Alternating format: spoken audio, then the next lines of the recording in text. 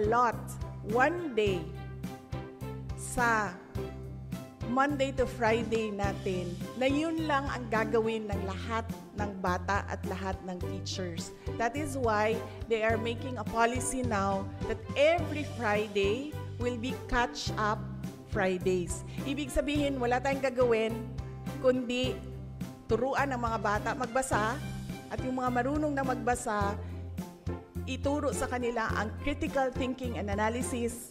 Yung mga marunong na sa critical thinking and analysis, pasulatin ninyo ng libro, pasulatin ninyo ng essay, lahat ng kailangan natin gawin na matutunan ng mga bata, gawin natin sa Catch-Up Fridays. At hindi lang yun, dahil meron din tayong kailangan i-catch up sa health, sa values, and sa peace education. Yung buong Friday will be the Catch-Up Fridays para sa anong gusto nating makita na mga kabataan sa darating na mga panahon. Anong gusto natin na makita?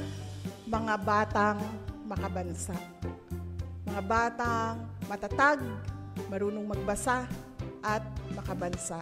Kaya kailangan natin ng isang araw kung saan kailangan natin humabol doon sa kung saan natin gusto dalhin ang mga bata. Dahil hindi pwedeng paulit-ulit na lang tayo sa ating ginagawa pero wala naman tayong nakikita na pagbabago, wala tayong nakikita na improvement sa ating mga learners.